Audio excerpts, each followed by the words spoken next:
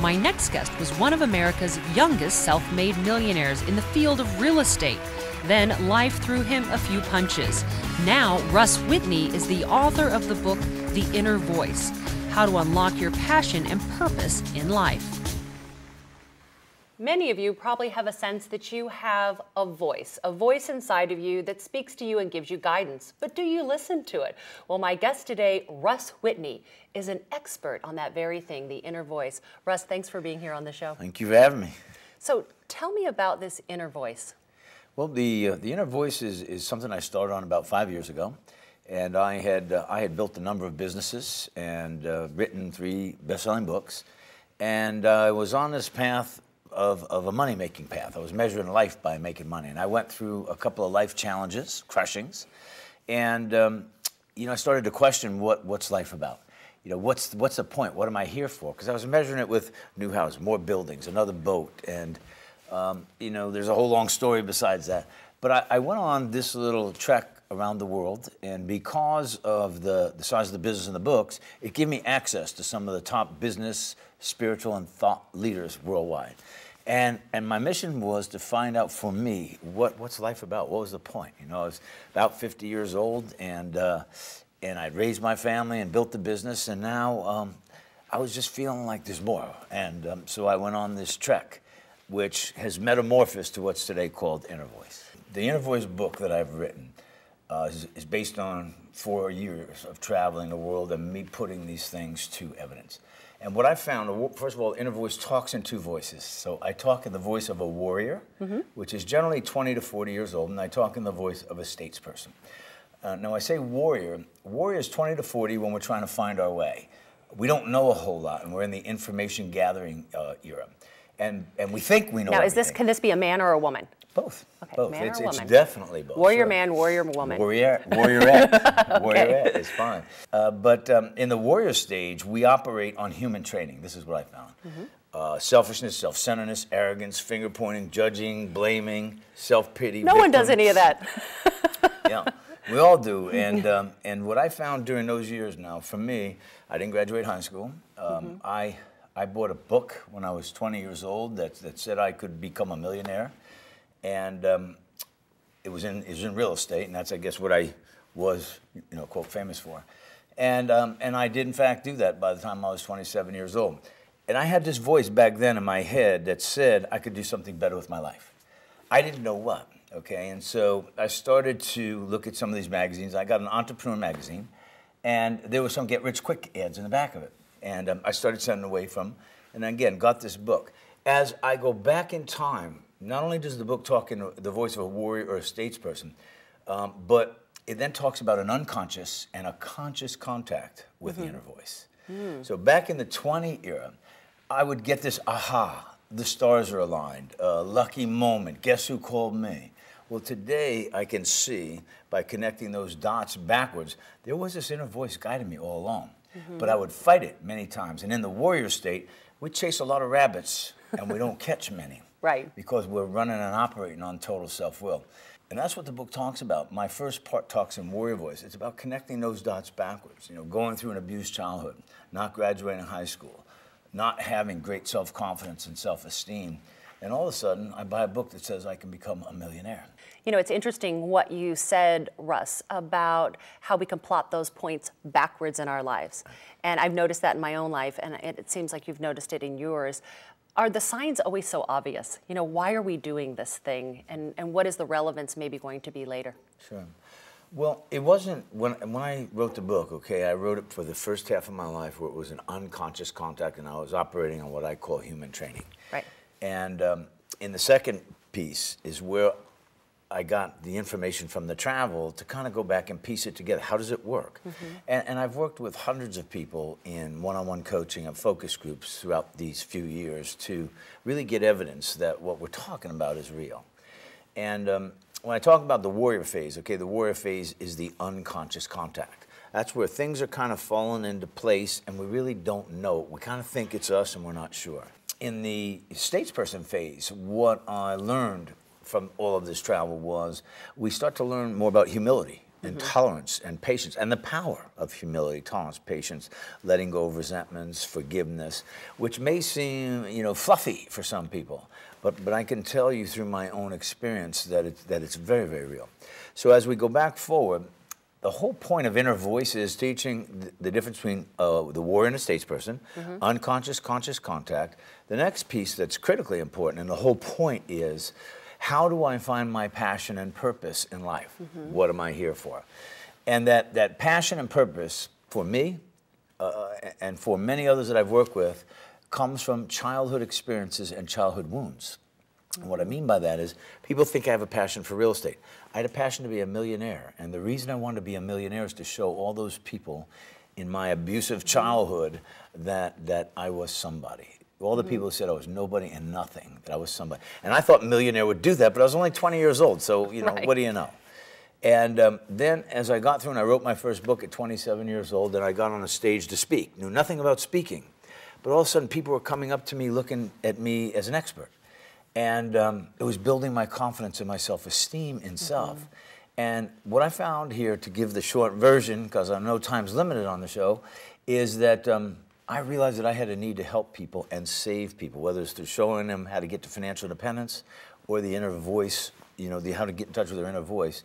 I had a need to save people because no one was there to ever save me. And I can tell you the book writing business and the seminar business has probably been the least profitable of any other business I have, but it's the one that makes me want to get up in the morning. It's the one that makes me want to stay late. That's where I found my passion, my purpose. And then, you know, I think that it's such a big question for people. You know, that question, what is my life purpose? You know, why am I here? What is my purpose of being here on this planet? And some people spend their whole life, you know, looking for the answer to that question, and they never find it. So how do you connect that dot between this voice that's within you saying, you know, try this, do that, it seems random sometimes, and that life purpose, that passion that you're talking about? Okay, so I don't mean to plug the book, but I will anyway. But the Inner Voice is also, you know, a website people can go to, but the way that I have found we find it is, in the book and via Inner Voice, there are action programs. So it's not just that we stumble into it. Somebody's got to give us some new information, you know, to find the new result. And there's what we call in Inner Voice a discovery chart. And there were numbers of religions and beliefs in a higher power, is what people like to call it. I just call it God because that's what I like. So it works for you? Yeah, it works for me, you know what I mean? But some have a little system. We devised our own. It's called the discovery chart. Okay. And I went through it myself, and it was amazing for me. We show one how to identify your fears, your angers, and your resentments, okay? So we name was mom, dad, or an institution, or a school, or a bully. So we name those. Then we get to say, you son of a gun, once to them, okay? And then we've got to stop the blaming them, and the chart shows us how to identify what did that do to me. In mine, as I went through and I identified those, it's a simple chart. What I found for me, and I would never have guessed this for Russ Whitney, okay? All the check marks came up to that I was self-seeking and frightened.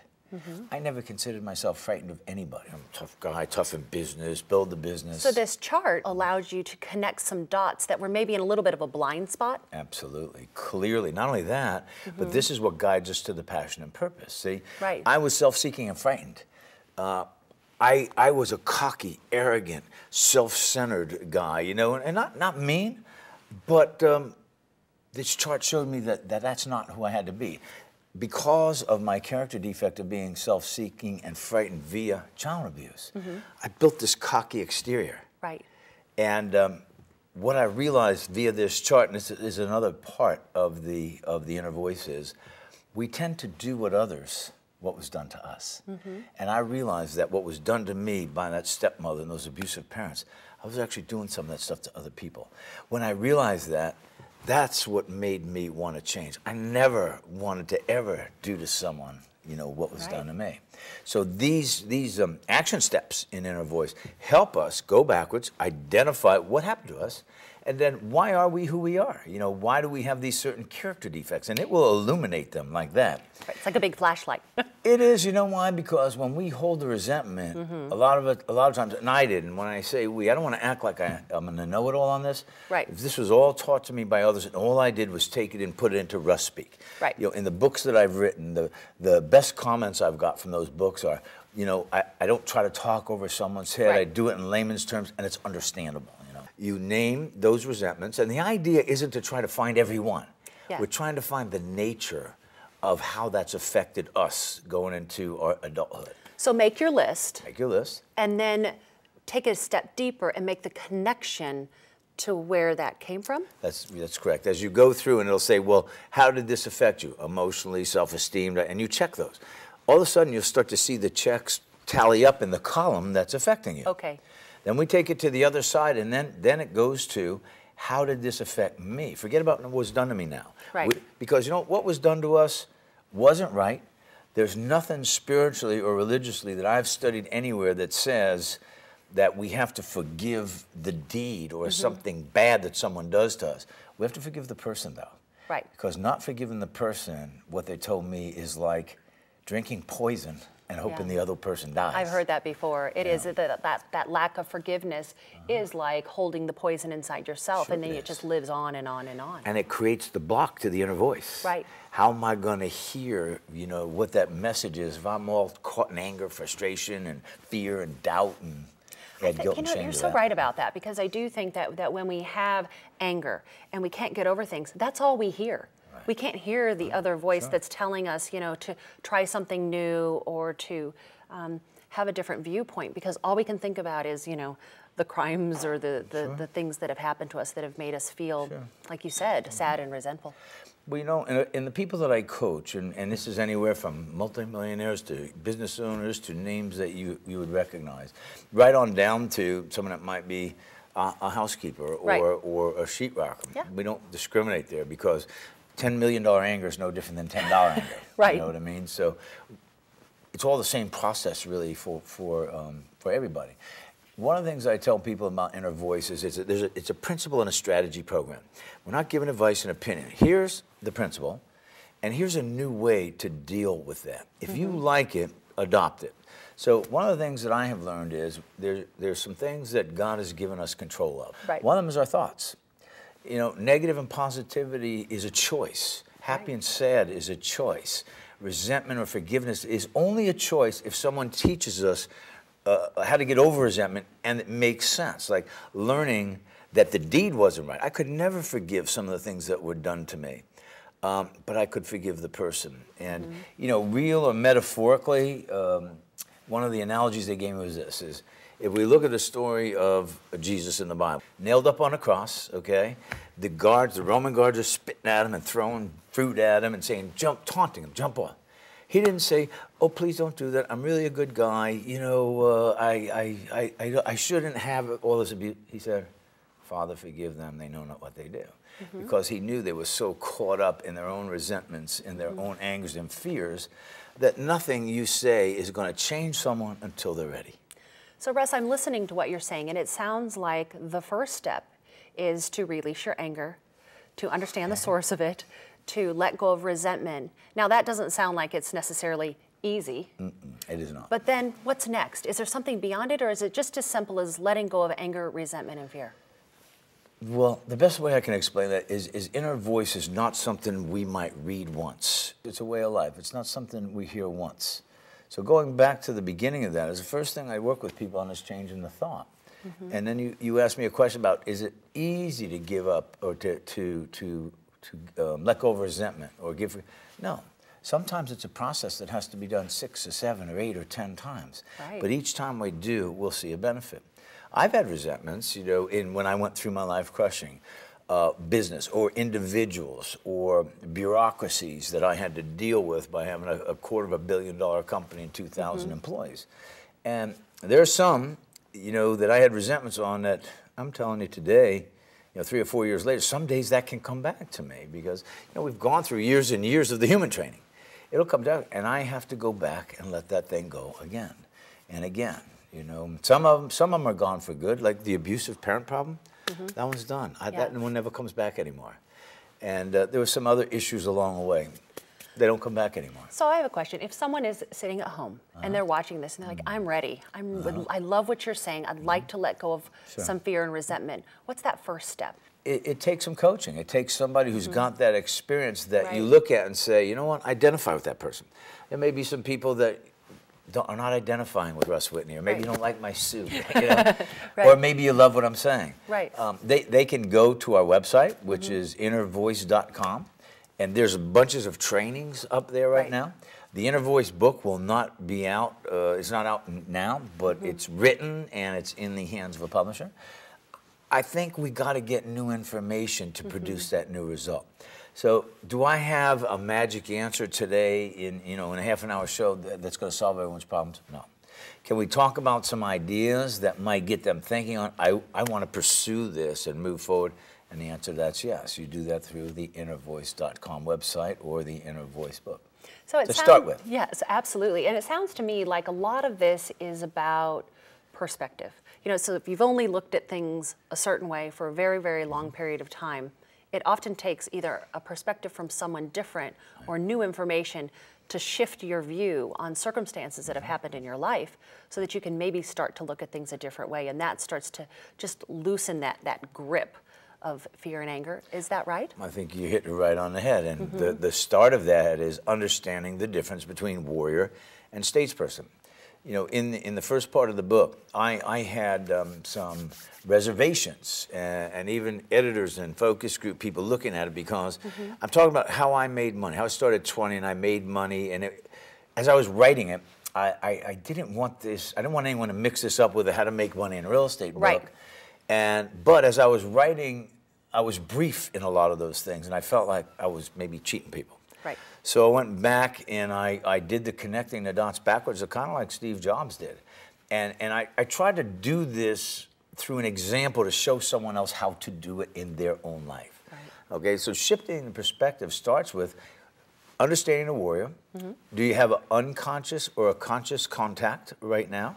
The difference, again, between warrior, statesperson, and looking at the end result. And that is, how do I find my passion and purpose? And I believe as you do the charts in Inner Voice, we find that based on our childhood wounds and our childhood experiences. So my last question for you is, what's the outcome? You know, I mean, we're all so result-oriented today. So if we listen to our inner voice and we let go of fear and resentment, what's possible? Wow. If I didn't know better, I would say that has a scripted question. I've been waiting for that. I've been waiting for that the whole time. Here's what I found, okay? When we go to what's life about, I came up with this analogy. Let's take basketball as an analogy. The game of basketball, we shoot baskets. The time clock is an hour, okay? End of the hour, game's over. We know whether we win or lose based on points. So, anxiety, frustration, fear, doubt, gone. I either won or I lost. Game's over, start a new one. What about life? Life, what I have found in the Inner Voice way of life believes that, or Inner Voice way of life believes that life is a daily search for the truth. And it's a daily search for the truth between me and or you and the God or the higher power of my understanding. The time clock is today, because if we're not living in today, each religion I studied said, God didn't build human beings with energy for tomorrow, next week, or next year. So when I'm in tomorrow, next week, and next year, I'm playing the what-if game. What about this? What if I can't pay the bills? What if this happens? What if I'm not going to have money for my kids to go to college? And all we find in tomorrow is anxiety, frustration, fear, and doubt. Now, keep in mind, if they all agree that that we're not supposed to be living in tomorrow, and that's how God builds, then we certainly can't live in yesterday, because what we find there usually is guilt, shame, and resentment. I coulda, I shoulda, why didn't I? So game of life, search for the truth, and we expand on that in a voice. Time clock today, keeping it in the moment. Now, how do I know whether I'm winning or losing at the game of life? It used to be for me, you know, what deal did I do? What investment did I do? Today, it's what is my ratio at the end of each day of being happy, joyous, and free with the absence of anger, anxiety, frustration, fear, and doubt. That sounds like a good measure. Russ Whitney, thank you so much for being with us today. My pleasure. Today. Thank you for having me.